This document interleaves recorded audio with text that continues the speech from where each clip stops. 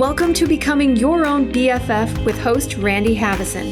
Let's agree that life gives us hurdles, but how often do we turn those hurdles into walls? Randy will give you strategies to break down the walls and clear the hurdles that are in your way. The goal of the show is to help you find happiness and joy at levels you didn't even know existed. Becoming Your Own BFF starts now. Hello, everybody. Welcome or welcome back. Thank you so much for joining me today. And actually, today it's going to be joining us. I have a real special treat for you.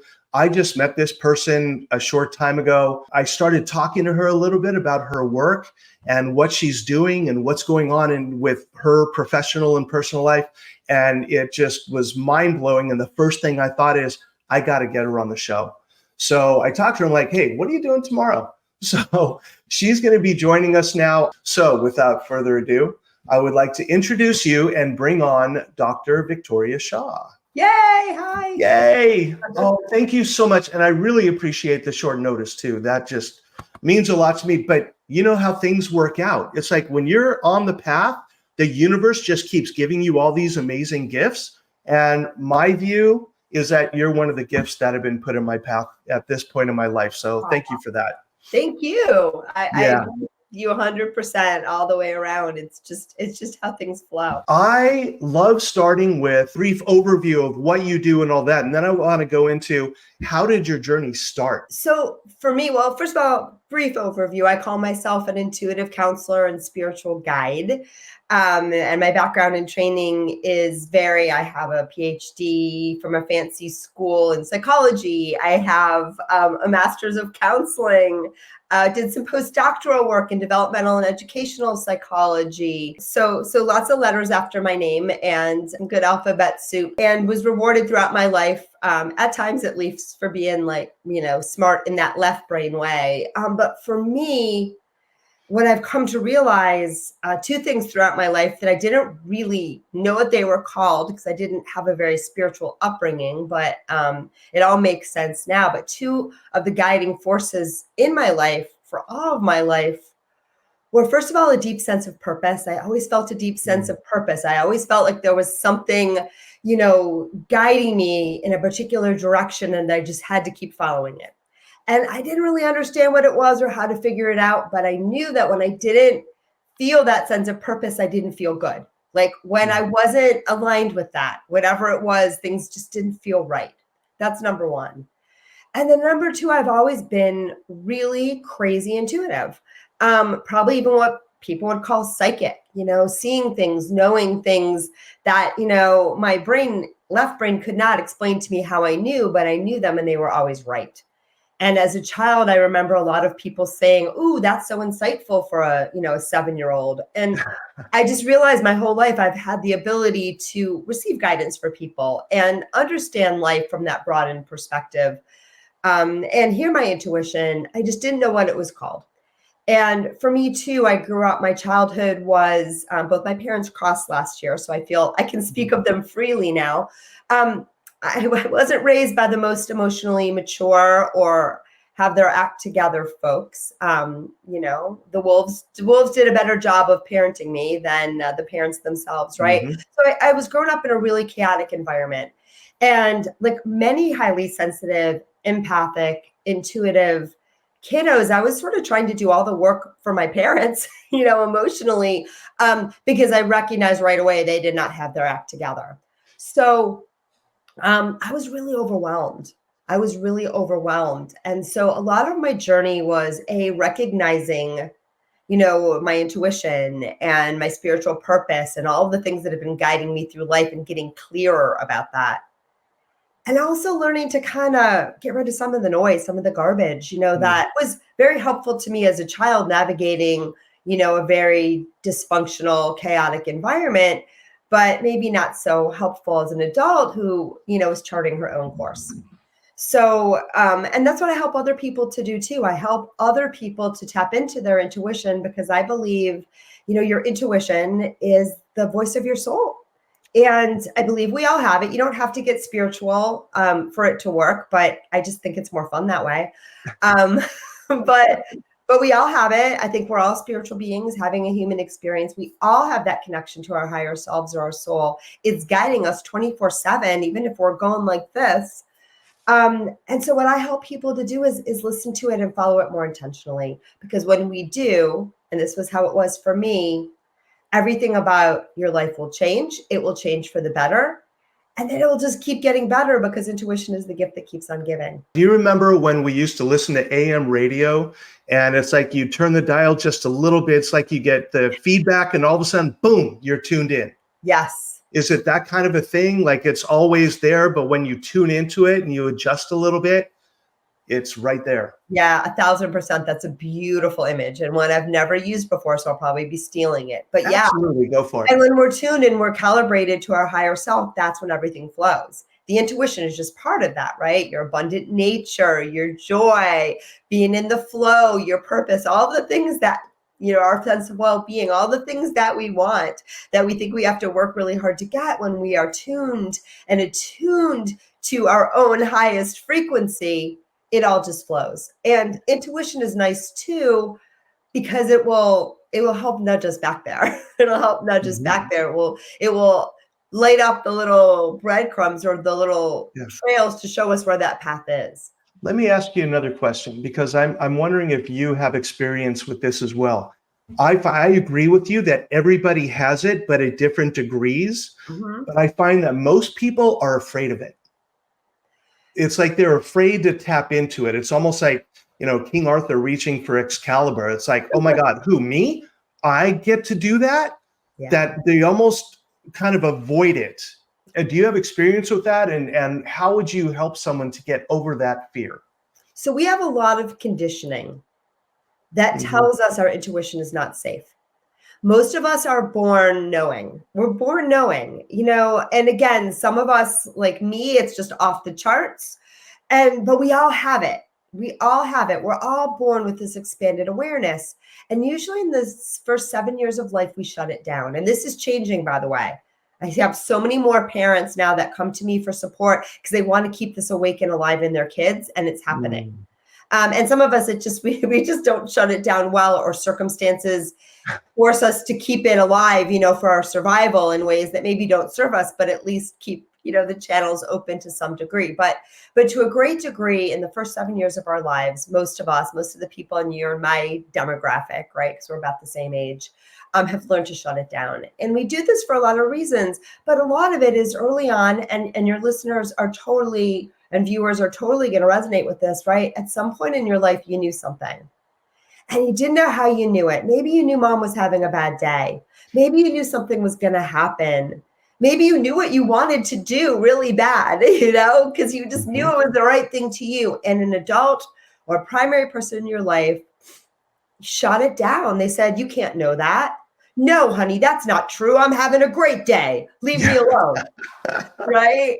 Or you shouldn't want that, because I don't want you to want that. Or the world doesn't want you to want that. Or how about this one? I had a friend text me last night and said, I just felt like I needed to reach out to you. Yeah. Your intuition at work. When you tap into that, or I feel like I need to talk to Steve today. I haven't talked to him in a while. And you call and Steve's having a really rough time. And 1,000%. Yeah. And, that even happens with my clients sometimes. My clients think I'm omniscient, right? And I'm tuning into them all the time. I'll have clients come in and be like, I have a headache, but you must know that. I'm like, no. Oh my God. Yeah. But, right. Or I had a really bad week, but but no, I don't. Yeah. But every once in a while, someone will ping me. And one time this person that I haven't seen in 3 years pops into my mind. 2 times this client I haven't seen in 3 years pops to my mind. The 3rd time I always reach out and say, hey, you're on my radar. If you need anything, I'm here, thinking of you. Because that's how it works. Yeah. But so we all have this conditioning that, tells us our intuition's not safe. Yeah. And so we have to learn to trust it more. We have to learn to reopen that channel. We have to learn to trust ourselves. The other thing that I think you were getting at, Randy, is that sometimes we're afraid of our power, right? Yes. We're afraid of that well-being. We're afraid of how powerful we are. Sometimes too, we feel like, wow, if I could manifest the life of my dreams, if that's all within my purview and things aren't going perfectly well, that means that I'm screwing up. You're not. You're beautiful. You're perfect. And I love you. But sometimes too, we're afraid. We're just afraid of that. And so, I tell people, if you have those fears, go gentle with yourself. Understand you've had a lot of conditioning that tells you it's not safe to be who and what you really are. And it's going to be good the more that you do it, the better you're going to feel, I promise you, but be gentle as you are walking those first steps on this journey. Yeah, and it takes practice, just like learning the piano. And an analogy that I use, I talk about this sometimes in my work. It's my goal one day was to run a 5K, but I had to walk around the block first. And then I could run half of it and walk half of it. Then I worked up to a mile and I walked half of it, ran half of it. And over a few months, I was able to do a 5K. If I would have run it, I'm not going to just run out on day one and do a 5K. No way, I'm going to collapse. Right. But it's practice and patience and just keep at it. And then you achieve your goals. And tapping into that intuition is one of those skills that with practice, you get used to it. Let the messages come in. Yeah. And what happens is that as you start to, first of all, what we pay attention to grows. So as soon as you start to set that intention, like, hey, I'd like, this sounds really good to me. I'd like to do more of this. I'd like to listen more. It will happen more. You'll notice it more. And so that's step one. I have 3 simple steps, right? Step 2 is learning to know the difference between your intuition and everything else. Because again, we have a lot of conditioning that says the mind is key. Listen to that. You have to know how you know it. You have to talk yourself into it. Most of what we think is socially conditioned, meaning it's just things that we've learned. Many of them are not helpful to us. Many of them are very fear-based, and many of them are not very charitable to our magnificence. And some of it's helpful, but a lot of it is not. But it plays over and over again in our mind, and it becomes the noise that blocks our inner knowing. And so step 2 is learning what your inner voice sounds like. It's always calm. It's always loving. It never judging you. Your intuition comes from spirit, soul, or source. There's no judgment there. What I talk about a lot in my book and in my work is that we have these 2 voices. One of them is the bully voice. That's, oh, you messed up. I can't believe you did that. How did you say that? And then there's the best friend voice. Hey, it's okay. I know you just spilled that, but it's only water. It's okay. Oh, you just, and it gives us grace and permission to be human and to not have this goal of perfection and just do the best we can on a daily basis. So it's that best friend voice that we need to tap into. So, God, I love how messages just, truth is truth. Yeah, 1,000%. And your intuition is absolutely your inner BFF. Your soul is your inner BFF if you want to go there, right? Your intuition is always a loving, kind voice. It will not always tell you what you want to hear. Sometimes too. Another reason people are sometimes afraid of their intuition is because they know the answer and they don't want to know the answer. They're like not listening, right? I have people that will make an appointment with me and they'll cancel. And they'll make an appointment with me and they'll cancel. And they'll make an appointment with me and they'll cancel because they know the answer. They know the answer. And they don't want to hear it. Is going to come out of my mouth. I mean, sometimes they're just afraid of knowing it all, but sometimes too, it's because they know, and they know as soon as they come into my office and get their answer, which by the way, I'm really in the job of helping you hear the answers that you already know inside of you anyway. But sometimes when we hear them from someone else's lips, we're like, oh, okay, we can sort through the noise. Right. And I have my own guides and mentors, some in spirit form and some in human form, because we all need that sometimes. But we need a rooting section. And someone too that, sometimes it's good to get a fresh perspective, because when we are stuck in our own lives, it's sometimes hard to sort out what's our intuition and what's all the noise. But what we all innately know. And so, your intuition is surprising. It's clear. It doesn't always tell you what you want to know, but it always loves the pants off of you. It's always, the messages are always going to be life affirming, and they're always going to be supportive, and they're always going to take you towards your well-being. Every once in a while, the path towards your greater well-being might detour you through, the swamp or the, a Yeah. tiny bit of obstacle or struggle, usually not necessary, but every once in a while, that's the fastest path to get where you want to go, and your intuition will take you there.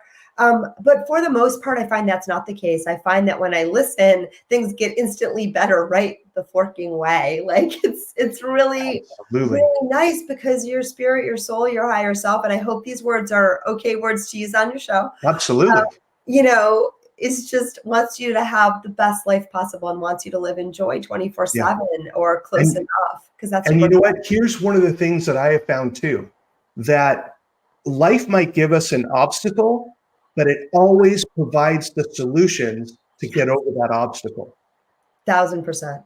every single time. And it might be scary, it might be difficult, but you will always have the solution. But I believe that sometimes life gives us a hurdle and we self-talk ourselves into that hurdle becoming a wall.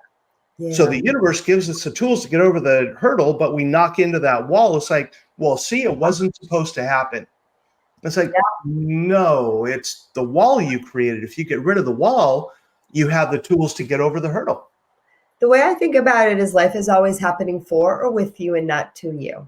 It's always your friend, even when it doesn't feel friendly. And as soon as we can find that orientation, even a little bit, doesn't mean you have to like it.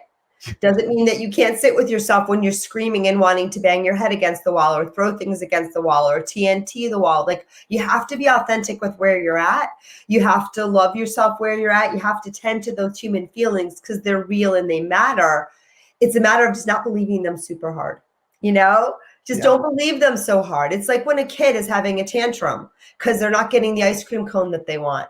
You don't tell them that they're a little spoiled brat because they don't deserve an ice cream cone. Please don't do that to your child. Yes. Right? You say, I know, honey, you really wanted the ice cream cone. I understand. You know, get up off the floor now. You know, and you know, and sometimes they're not going to get up off the floor, you know, because they just got to have it out. So you take a couple steps back, you let them have their temper tantrum, you give them a hug, and you know, you move on. And that's how we have to attend to our own emotions too.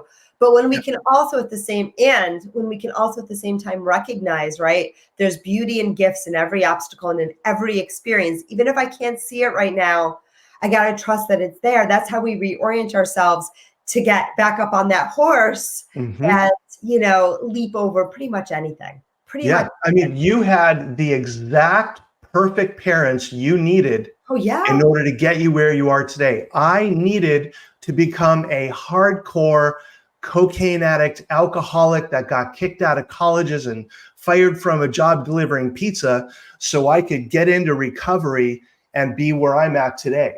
So those obstacles, those walls, overcoming them is what gave me the strength in order to be here today. Yeah. And, you know, I hope this isn't, you know, too much for your audience, but it comes through to share, like, those are the puzzles that our soul likes to solve in this human realm. On the other side, there's no problems. So, like, but here we get to have problems, and your soul is super excited about that because there's these puzzles that you get to solve and explore. And, you know, we don't have to invite, some people live just by constantly creating problems to solve in a way that, you know, wears us down. So you don't need to invite unnecessary, like, obstacles. But the good thing about life is it's always going to present, you know, right now I'm looking at a gloomy sky and I really want the sun. And I realize that's not, you know, life, it's not the worst problem I could have, right? But life will always bring us these moments of contrast, these moments of where things aren't exactly as we'd like them to be, because it gives us the raw materials to grow and expand and explore. And that's what your soul is here to do. And when we can find that orientation, then we live our lives a little bit more like from that soul-based lens, and we can start to actually enjoy our lives a lot more, even when they're not going exactly our way.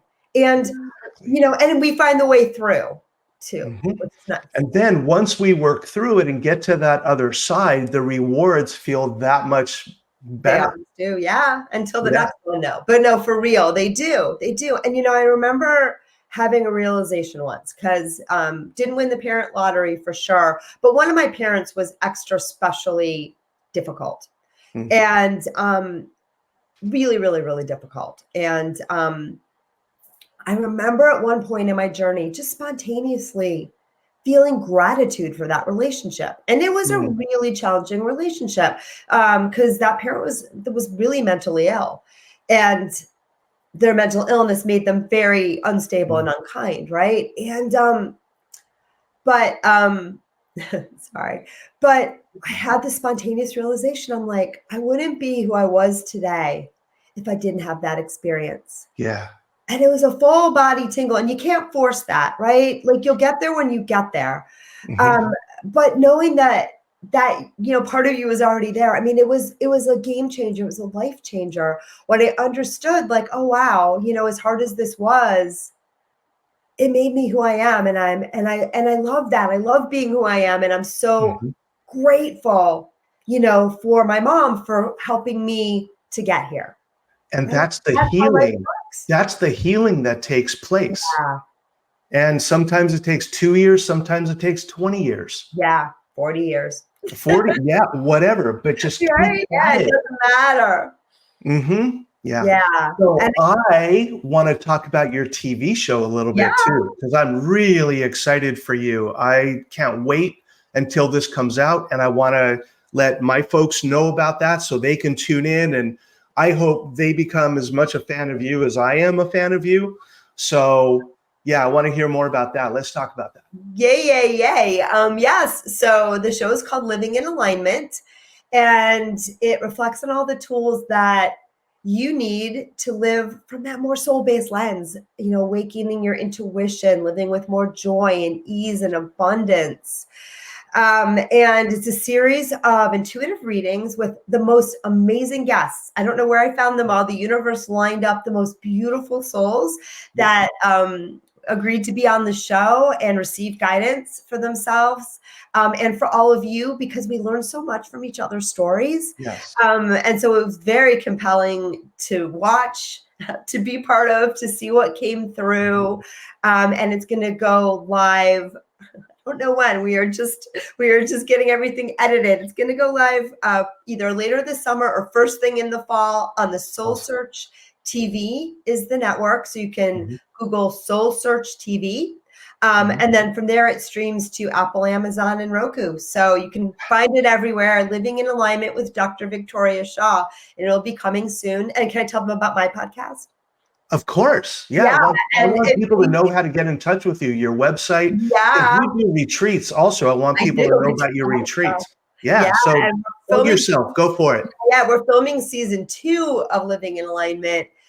Season 1 was filmed at my retreat property, Cactus Blossom Retreat, where I do amazing spiritual and personal development retreats. It's here in San Diego, just about 40 minutes from downtown in the mountains.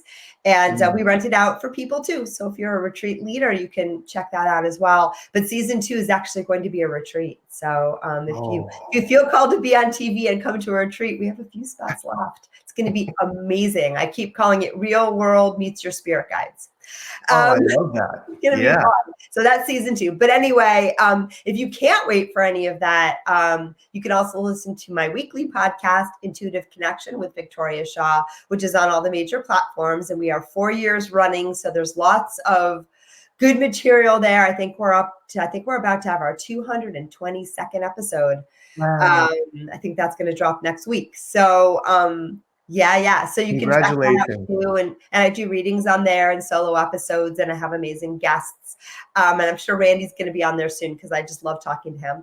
And so that's going on. And then also I have intuitive coaching, counseling, guiding business with clients all over the world. And I teach widely on how to connect with your intuition, how to find more joy, how to live more abundantly, and also all the same things that you might come to a counselor or coach for. If you are struggling, I can help you address those struggles more from that soul guided lens. And you find that when you do it that way, everything gets magical and wonderful. And you can find information about that and all the upcoming classes I have. I have a class coming up at the Infinity Foundation online too, which is readings. So if you wanted to get a very low price point group reading, that's coming up. It's all on my website, which is victoriashawcoaching.com. SHAW, but I see that you can all see that at victoriashawintuitive.com. Thank you. I know that was a lot of stuff. No, that was great. Because again, the beautiful thing is they can rewind it and listen to it again if they miss something. So yeah, for sure. So check all that funness out, because I would love to be with y'all. And one of the things that I talk about in my work is that it's important to nourish and exercise the 4 parts of self: physical, mental, emotional, and spiritual. And what you're talking about here is that spiritual part. Because some people have a tough time with that. They might be raised with a religion, but they want to go beyond it, or that didn't provide all the answers they need, so they want something else. So this opens to a whole new level, and it can seem scary, but man, I can tell you also, it is so rewarding when you tap into that. Yeah. So I hope people find their way to you. I think it would be a great boost. I think we make a good tag team with the work we do. So I could see us doing some more stuff together. We'll see how, and you know what? We'll see how things blossom. I'm going to be a San Diego resident in 5 days.